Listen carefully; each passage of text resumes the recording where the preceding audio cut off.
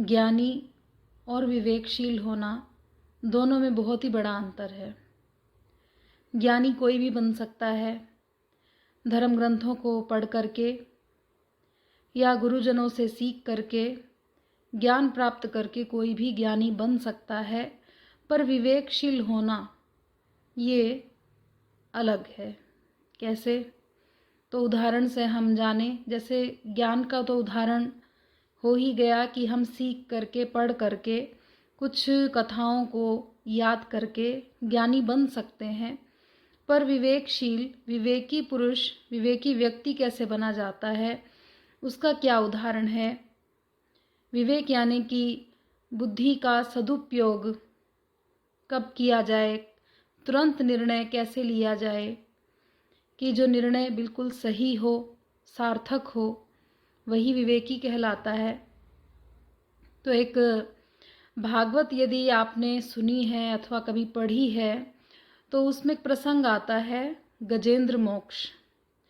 गजेंद्र जो था, गजेंद्र पूर्व जन्म में एक भक्त थे और क्या करते थे, उनका नियम था कि पूजा जब करते थे तो घंटों बैठे रहते थे। पूजा करने के आसन पर बैठ गए तो घंटों बैठे ही रहते थे, पूजा करते रहते थे। एक बार की बात कि पूजा कर रहे हैं और इतने लीन हो गए पूजा करने में, आंख बंद करके बैठे हैं आसन लगा करके, और पीछे उनके आ गए अगस्त्य ऋषि। पीछे ही खड़े हैं अगस्त्य ऋषि।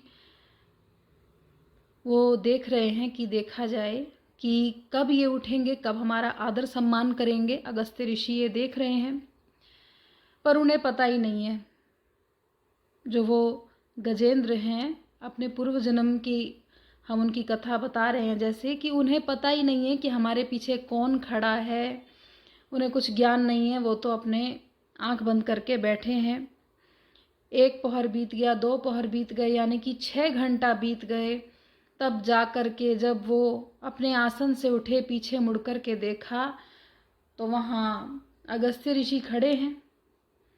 तो उन्होंने कहा कि बहुत लापरवाह हो, हम यहाँ पर कब से आए हुए हैं, क्या तुम्हें बिल्कुल ज्ञान नहीं हुआ? तो क्षमा तो मांगने लगे, पर अगस्त्य ऋषि ने कहा कि इस लापरवाही के लिए तुम्हें क्षमा नहीं, श्राप मिलेगा। लापरवाह कौन होता है? पशुओं में सबसे अधिक लापरवाह कहा गया है हाथी को। तो तुम्हें हाथी की योनि प्राप्त हो, जबकि भक्त है तो भी उन्हें श्राप क्या मिल गया कि हाथी की योनि में अगले जन्म में आना पड़ा।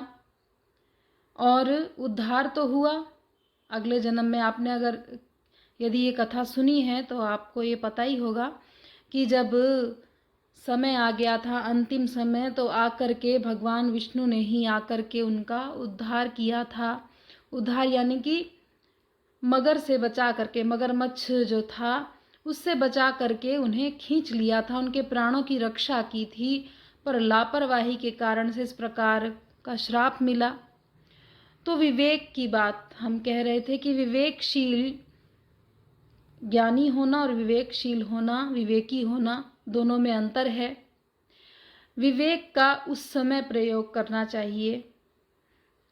हमारे लिए एक और भी उदाहरण यदि हम कहें कि एक स्थान पर तो कथा हो रही है, मान लीजिए हमारा पूजा करने का समय है शाम के 5 बजे, और उसी समय कहीं पर कथा हो रही है, तो दोनों में से हमें क्या करना चाहिए? कथा सुनने जाना चाहिए या पाठ पूजा करना चाहिए? दोनों में से आपका क्या चुनाव होगा? हमें क्या करना चाहिए? तो प्यारे भक्तजनों, अगर आप इसी प्रकार की वीडियोस सुनना चाहते हो, देखना चाहते हो, तो हम इस तरह की जो वीडियो छोटी छोटी बना रहे हैं, इसके माध्यम से एक तरह से सत्संग हो रहा है। तो हमसे जुड़ें। जो मैंने आपसे प्रश्न किया है अभी, अगर आप इसका कमेंट के द्वारा उत्तर देंगे तो इसी वीडियो को हम आगे भी कंटिन्यू करेंगे। अगर नहीं भी देंगे उत्तर तो भी उत्तर हम स्वयं ही देंगे, और क्या करें। अगर आप कमेंट नहीं करेंगे तो हम खुद दे देंगे उत्तर। तो प्यारे भक्तजनों, प्यारे सुंदर साथ जी, इसी के साथ आज के इस विषय को हम यहाँ पर तो विराम नहीं देंगे।